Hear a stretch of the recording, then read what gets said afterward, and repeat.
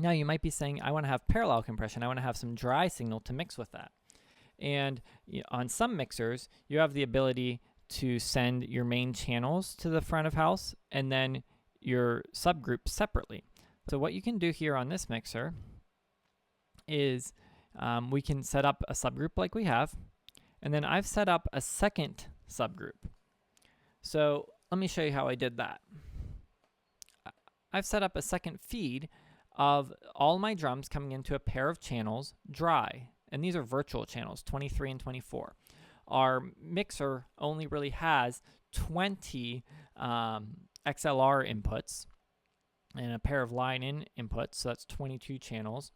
And then here we have virtual channels.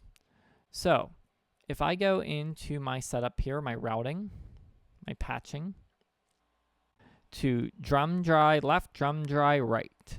Okay, so those are set up as 23 and 24, channel 23 and 24.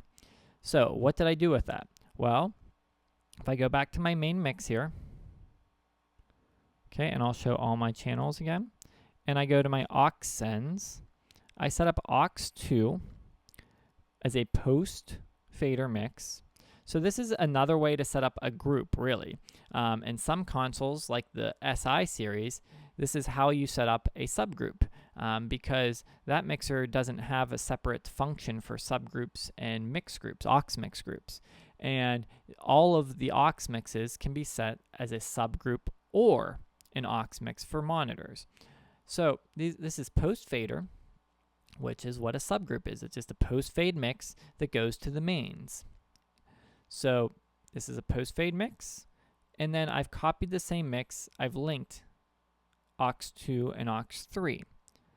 The way that's done is if you go, the way we link two auxes is by going to the aux masters and simply holding down on the name of aux2 in this case, and we set a stereo link. Right now I can disable the stereo link, and now they're independent. But when I hold down and create the stereo link, they'll join back together, and now they're here. Okay, so why would I want to do that? Well, I've set no processing on this, and I have sent them back into a pair of channels. So again, I sent them to channel 23 and 24. So if I go to my main mix here, that aux mix is coming in right here to channel 23 and 24.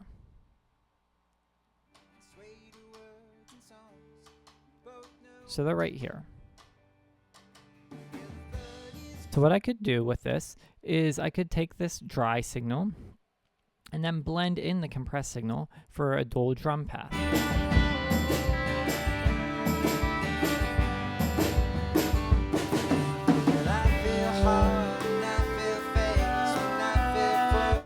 So I probably don't want to put a bunch of reverb on a set of drums, but if I did, I can go into this group of tracks here, since they're coming off an aux and back into a pair of standard channel inputs, and I could add reverb and have one side wet and one side dry.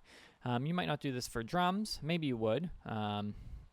Maybe for snare drum, or you want to make a couple different groups, or maybe for your strings or guitars or whatever it is. Maybe you want to have a wet signal and a dry signal, good for vocals too. So let's unmute everything.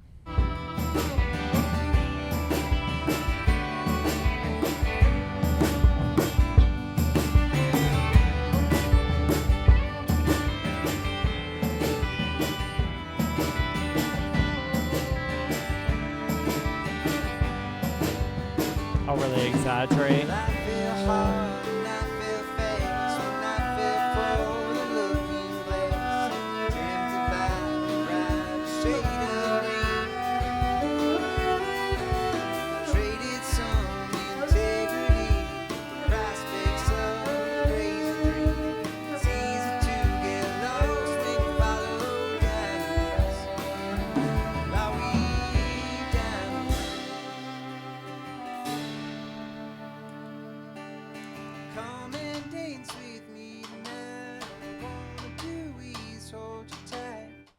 Okay, so maybe you do that to create some kind of special effect in your drums, or to balance your vocal sends.